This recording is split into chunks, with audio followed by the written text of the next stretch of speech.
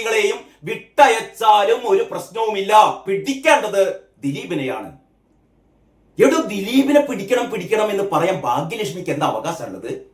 ഭാഗ്യലക്ഷ്മി മാത്രമല്ലാന്ന് നമുക്ക് കേസിനെ കുറിച്ച് നമുക്ക് വ്യത്യസ്ത അഭിപ്രായങ്ങൾ നമുക്ക് പറയാം, ഒക്കെ പറയാം. പക്ഷെ യഥാർത്ഥത്തിൽ നമ്മുടെ മുന്നിൽ ഈ തെളിവുകളൊന്നുമില്ല. നമ്മളല്ല കോടതി. 8-9 വർഷം ഒരു കോടതിക്ക് മുമ്പിൽ ജസ്റ്റിസ് ഹണിയം വർഗീസ് എന്ന് പറയുന്ന ന്യായാധിപ, ഏറ്റവും അതായത് ഇന്ത്യൻ നീതിന്യായ ഈ രംഗത്ത് ഏറ്റവും ക്രെഡിബിലിറ്റി ഉള്ള, ഒരു തരത്തിലുള്ള എന്താ പറയാ പക്ഷപാതിത്വത്തിന്റെയും കരിനിഴൽ വീഴാത്ത ജഡ്ജി, ആ ജഡ്ജിയെ മാറ്റണം, ആ ജഡ്ജി പോരാ അല്ലെങ്കിൽ ശരിയല്ല എന്നൊക്കെ പറഞ്ഞിട്ട് ഹൈക്കോടതിയിലേക്കും സുപ്രീം കോടതിയിലേക്കും ഒക്കെ ഈ പ്രോസിക്യൂഷൻ പോയതാണ്, ഈ എന്താ പറയാ അതിജീവിത പോയതാണ്. ആ കോടതികളൊക്കെ പറഞ്ഞു അങ്ങനെ പറ്റില്ല, അങ്ങനെ ഒരു കീഴ്വഴക്കമില്ല, അത് ശരിയല്ല. കാരണം ജഡ്ജി ഈ വാദപ്രതിവാദങ്ങളൊക്കെ നടത്തുന്നത് ജഡ്ജിക്ക് മുമ്പിൽ പ്രതിയാണെങ്കിലും വാദിയാണെങ്കിലും ജഡ്ജി തുല്യ പ്രാധാന്യത്തോടെ ഇവർ പറയുന്നത് കേൾക്കണം, ഈ തെളിവുകളൊക്കെ പരിശോധിക്കണം. അതിന്റെയൊക്കെ അടിസ്ഥാനത്തിലാണ് ഒരു വിധി നിർണയിക്കുന്നത്. അതല്ലാതെ അതിജീവിത പറയുന്നത് മുഴുവൻ അത് മാത്രമാണ് ശരി, പ്രതി പറയുന്നത് മുഴുവൻ തെറ്റാണ്, അങ്ങനെയാണ് പിന്നെ ഒരു ഇത്തരത്തിലുള്ള ഒരു വാദപ്രതിവാദം നടത്തണോ? അപ്പൊ ഞാൻ പറഞ്ഞുകൊണ്ട് വരുന്നത്, ഈ ഒരു വിധി തൃപ്തരാവാത്ത ആൾക്കാർ അവർക്ക് സ്വാഭാവികമായും അപ്പീലിന് പോകാം, ഹൈക്കോടതിയിലേക്ക് അപ്പീലിന് പോകാം. ഹൈക്കോടതി ഏത് രീതിയിലാണ് ഈ കേസിനെ നോക്കിക്കാണുക? സ്വാഭാവികമായും സെഷൻസ് കോടതി 9 വർഷത്തോളം എന്താ പറയാ സമാനതകളില്ലാത്ത രീതിയിൽ ആ രീതിയിലായിരുന്നു ഇതിന്റെ ഒരു വാദപ്രതിവാദവും. അതിന്റെ ഇടക്ക് ബാലേന്ദ്രകുമാർ വരുന്നു, പുതിയ തെളിവുകൾ കൊടുക്കുന്നു. അങ്ങനെയുള്ള ഈ ഒരു കേസിൽ ഇനി എന്ത് തെളിവാണ് പുതിയതായിട്ട് ഹൈക്കോടതിക്ക് കൊടുക്കാനുള്ളത് എനിക്കറിയില്ല. എന്തെങ്കിലും ആവട്ടെ, ഹൈക്കോടതി കേസ് എത്തട്ടെ, ഹൈക്കോടതി വിധി പറയട്ടെ. ഹൈക്കോടതി വിധി പറയുന്നവരെ ദിലീപ് നിരപരാധിയാണല്ലോ. ദിലീപ് സെഷൻസ് കോടതിയുടെ വിധി അനുസരിച്ച് ദിലീപ് നിരപരാധിയാണ്, ദിലീപിന്റെ മേലെ ഒരു കുറ്റവുമില്ല. ഇതുവരെ പറഞ്ഞു കേട്ടിരുന്നത് ദിലീപാണ് ഇതിന്റെ ഒരു എന്താ പറയാ ആസൂത്രകൻ. അങ്ങനെയാണല്ലോ, അങ്ങനെയാണ് നമുക്കുണ്ടാക്കിയ ഒരു പൊതുബോധം കേട്ടോ. അതായത് ഈ ചാനലുകളൊക്കെ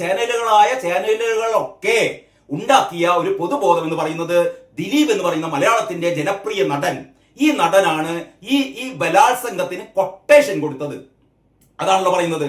ഈ ബലാത്സംഗത്തിന്, ഈ പ്രമുഖ നടിയെ ബലാത്സംഗം ചെയ്യാൻ വേണ്ടിയിട്ട് ഈ പൾസർ സുനിക്കും ടീമിനും കൊട്ടേഷൻ കൊടുത്തത് ദിലീപാണ്. അതാണ് പറഞ്ഞുകൊണ്ട് വരുന്നത്. ഈ കൊട്ടേഷൻ കൊടുത്തു എന്നുള്ളതിന് തെളിവ് വേണ്ടേ? ആകെ പറയുന്നത് ഈ പൾസർ സുനി എന്ന് പറയുന്ന 1ാം നമ്പർ ക്രിമിനൽ. പൾസർ സുനി ഇതേപോലെ നിങ്ങൾ മനസ്സിലാക്കേണ്ടത്, അല്ലെങ്കിൽ നമ്മൾ മനസ്സിലാക്കേണ്ടത്, പൾസർ സുനി ആദ്യമായിട്ടല്ല ഒരു സിനിമാ നടിയെ തട്ടിക്കൊണ്ടുപോകുന്നത്. മറ്റൊരു പ്രമുഖ നടിയെ, ഞാൻ പേര് പറയുന്നില്ല, നിങ്ങൾക്കൊക്കെ അറിയാം, ഒരു നിർമ്മാതാവിന്റെ ഭാര്യ കൂടിയായ ഒരു പ്രമുഖ നടിയെ ഇതേപോലെ പൾസർ സുനി ഒരു കാറിൽ തട്ടിക്കൊണ്ടുപോയി. പക്ഷേ ആ ഒരു ദൗത്യം വിജയിപ്പിക്കാൻ പൾസർ സുനിക്ക് പറ്റിയില്ല. അതിനു മുമ്പ് ഇവര് ഭർത്താവിന് ഫോൺ ചെയ്യുകയും അങ്ങനെ ഈ ഒരു ദൗത്യം വിജയിക്കുന്നതിന് മുമ്പ് തന്നെ, എന്ന് പറഞ്ഞാൽ പീഡന ശ്രമമാണ് നടത്തിയത്. പീഡന ശ്രമം വിജയിച്ചില്ല. അതിനു മുമ്പ് ആ നടി രക്ഷപ്പെട്ടു കേട്ടോ. അങ്ങനെ അതായത് സമാനമായ ഒരു എന്താ പറയാ ഇത്തരത്തിലുള്ള ഒരു ബലാത്സംഗ ശ്രമം നടത്തിയ വീരനാണ് ഈ പൾസർ സുനി എന്ന് പറയുന്നത്. ആ പൾസർ സുനി വർഷങ്ങൾക്ക് ശേഷം മലയാളത്തിലെ ഒരു പ്രമുഖ നടിയെ ഇതേപോലെ ബലാത്സംഗം ചെയ്യുന്നു. ഞാൻ ചോദിക്കട്ടെ, ഒരുപാട് ബലാത്സംഗങ്ങളുടെ വാർത്തകൾ നമ്മൾ കേൾക്കാറുണ്ട് അല്ലേ? ഗോവിന്ദച്ചാമി മുതൽ ഇങ്ങോട്ടേക്ക് എന്നല്ല, ഗോവിന്ദച്ചാമിക്ക് അപ്പുറവും ഇപ്പുറവും ഒക്കെ ആയിട്ട് നിരവധിയായ പെൺകുട്ടികളെ, നിരവധിയായ സ്ത്രീകളെ, വ്യത്യസ്തങ്ങളായ അല്ലെങ്കിൽ വ്യത്യസ്തരായ ക്രിമിനലുകൾ അതിക്രൂരമായി ബലാത്സംഗം ചെയ്യാറുണ്ട്, ബലാത്സംഗം ചെയ്ത് കൊലപ്പെടുത്തിയിട്ടുണ്ട്. ഇതിന്റെയൊക്കെ കേസുകൾ, ഇതിന്റെയൊക്കെ വിധി പ്രസ്താവങ്ങൾ ഇതൊക്കെ നമ്മൾ കേട്ടിട്ടുണ്ട്. ഇതിനു മുമ്പ് നമ്മൾ എവിടെയെങ്കിലും കേട്ടിട്ടുണ്ടോ? അതായത് ഒരു ബലാത്സംഗ പ്രതി അയാൾക്ക് ആരെങ്കിലും കൊട്ടേഷൻ കൊടുത്തിട്ടുണ്ടോ എന്ന് നമ്മൾ ഇതിനു മുമ്പ് ചിന്തിച്ചിട്ടുണ്ടോ? ഗോവിന്ദച്ചാമി സൗമ്യയെ റേപ്പ് ചെയ്യുന്നു, കൊലപ്പെടുത്തുന്നു. ഗോവിന്ദച്ചാമിയുടെ മോട്ടിവേഷൻ എന്താണ്? എന്തിനു വേണ്ടിയിട്ട് ഗോവിന്ദച്ചാമി സൗമ്യയെ ബലാത്സംഗം ചെയ്തു? ആരെങ്കിലും ചോദിക്കുന്നുണ്ടോ? ആരാണ് കൊട്ടേഷൻ കൊടുത്തത്? അങ്ങനെയാണെങ്കിൽ അത് ചോദിക്കണ്ടേ? ഇവിടുത്തെ ഓരോ ബലാത്സംഗ പ്രതിയെയും കൊട്ടേഷൻ കൊടുത്തു കഴിഞ്ഞാലേ ഒരാൾ, ഒരു ക്രിമിനല് ഒരു സ്ത്രീയെ ബലാത്സംഗം ചെയ്യുള്ളൂ. എനിക്ക് മനസ്സിലാവുന്നില്ല കേട്ടോ. എനിക്ക് മനസ്സിലാവുന്ന ഏറ്റവും പ്രധാനപ്പെട്ട കാര്യമാണ്. ഇപ്പൊ ദിലീപിനെ സംബന്ധിച്ചിടത്തോളം ദിലീപ് എന്തുകൊണ്ട് കുറ്റവാളിയല്ല എന്നുള്ളതിൽ ഒരുപാട് എന്താ പറയാ നമ്മുടെ സോഷ്യൽ മീഡിയ പ്ലാറ്റ്ഫോമുകളിൽ വ്യത്യസ്ത അഭിഭാഷകർ ഉൾപ്പെടെ സോഷ്യൽ മീഡിയ ആക്ടിവിസ്റ്റുകൾ ഉൾപ്പെടെ മാധ്യമ പ്രവർത്തകർ ഉൾപ്പെടെ രാഷ്ട്രീയ നിരീക്ഷകരുൾപ്പെടെ, ഉദാഹരണമായിട്ട് ശ്രീജിത്ത് പണിക്കർ, ശ്രീജിത്ത് പെരുമന, അങ്ങനെ ഉൾപ്പെടെയുള്ള വളരെ പ്രഗത്ഭരായ ഇവരൊക്കെ പുറപ്പെടുവിച്ച അഭിപ്രായങ്ങൾ, വ്യത്യസ്തങ്ങളായ അഭിപ്രായങ്ങളുണ്ട്. അവർ ചോദിക്കുന്ന ഒരുപാട് ചോദ്യങ്ങളുണ്ട്. എന്ന് പറഞ്ഞാൽ ഒരു ക്രിമിനൽ ചരിത്രമുള്ള ആളൊന്നുമല്ല ദിലീപ്. നമുക്ക് മനസ്സിലായ ദിലീപ്, അല്ലെങ്കിൽ നമുക്കറിയാവുന്ന ദിലീപ് എന്ന് പറഞ്ഞാൽ ഒരു കുറ്റകൃത്യങ്ങൾ നിരന്തരം ചെയ്യുന്ന ആളൊന്നുമല്ല.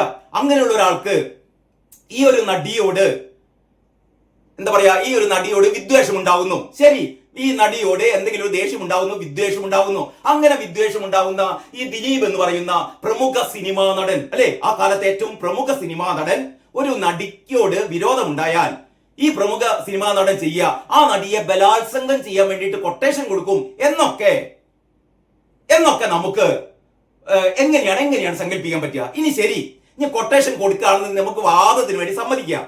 ഈ കൊട്ടേഷൻ ഇയാള് എന്താ പറയാ, ഒരു സാധാരണക്കാരനല്ല ദിലീപ്. കോടികൾ ആസ്തിയുള്ള, കോടികളുടെ സമ്പത്തുള്ള വ്യക്തിയാണ് കേട്ടോ. സിനിമയിൽ ഏറ്റവും പ്രബലനാണ് ദിലീപ്. അങ്ങനെയുള്ള ദിലീപ് ഒരു നാലാംകിട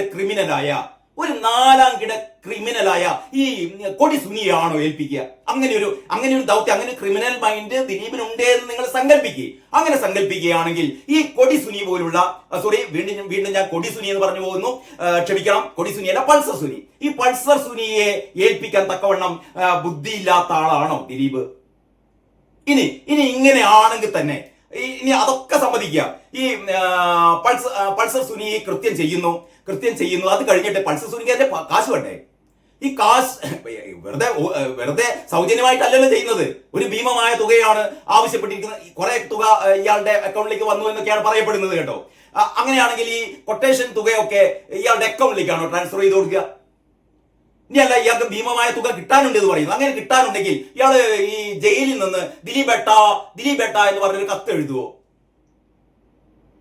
അല്ല, ഇങ്ങനെ ഒരുപാട് സംശയങ്ങളുണ്ട്. എന്ന് പറഞ്ഞ ഈ കാര്യങ്ങളൊക്കെ നോക്കുമ്പോൾ നമുക്കറിയാം ഇതിനൊരു ലോജിക്കും ഇല്ലെന്നേ. ഇത് ദിലീപിനെതിൽ കൂട്ടിക്കെട്ടാനുള്ള ഒരു ലോജിക്കും ഇല്ല. യഥാർത്ഥത്തിൽ ഈ കേസിൽ ആദ്യം പിടിയിലാവുന്നത് ഈ പൾസർ സുനി ഉൾപ്പെടെയുള്ള ഇപ്പോൾ ശിക്ഷിക്കപ്പെട്ട ഈ ആറ് പ്രതികളാണ് ആദ്യമായി പിടിയിലാവുന്നത്.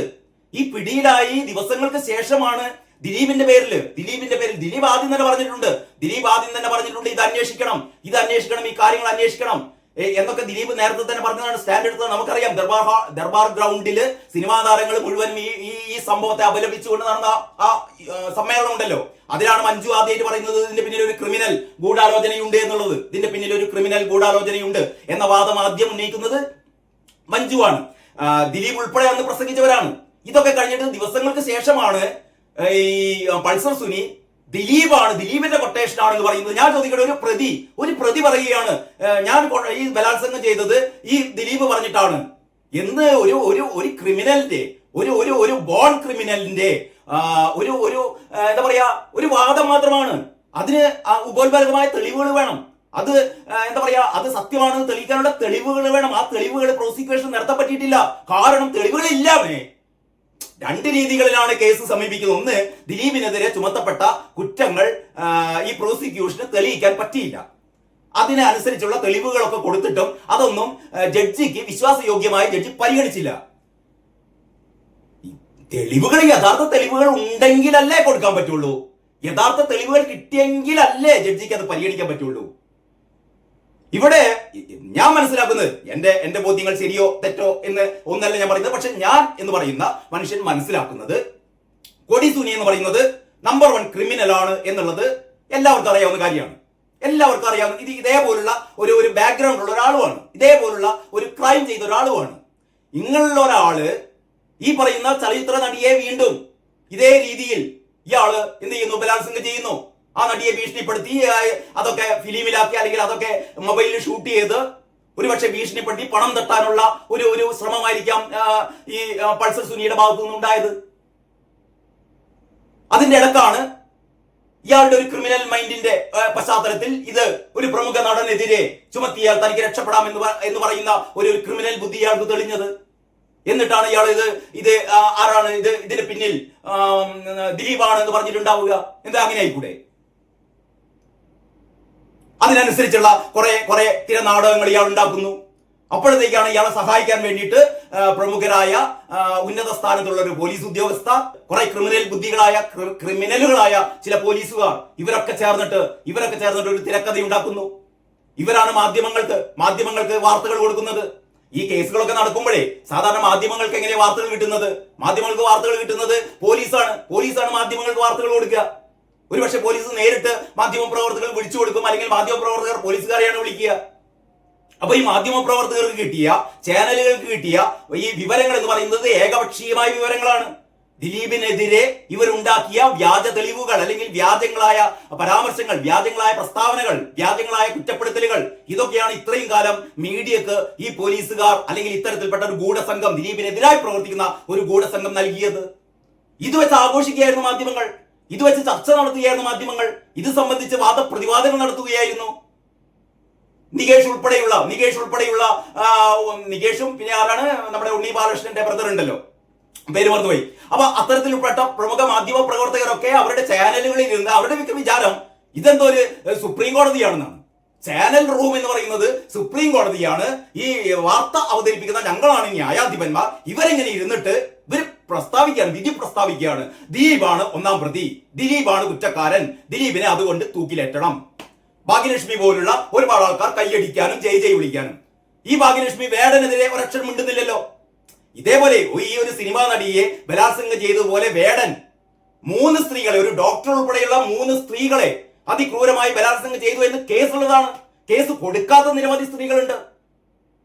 ആ വേടനെയാണ് സംസ്ഥാന സർക്കാർ എന്താ പറയാ ഒരു അവാർഡ് നൽകിക്കൊണ്ട്, ഏറ്റവും വലിയ സിനിമാ പാട്ട് എഴുത്തുകാരനാണ്, ഏറ്റവും വലിയ കവിയാണ് എന്നൊക്കെ പറഞ്ഞിട്ട് അവാർഡ് നൽകി, ഏറ്റവും വലിയ സ്ത്രീ പീഡകന് നമ്മുടെ സംസ്ഥാന സർക്കാർ ഒരു പുരസ്കാരമൊക്കെ നൽകിയപ്പോൾ ഭാഗ്യലക്ഷ്മിയെ പോലുള്ള ഈ എന്താ പറയാ ഡബ്ബിംഗ് ആർട്ടിസ്റ്റുകൾ കൈയടിച്ചു പ്രോത്സാഹിപ്പിച്ചു.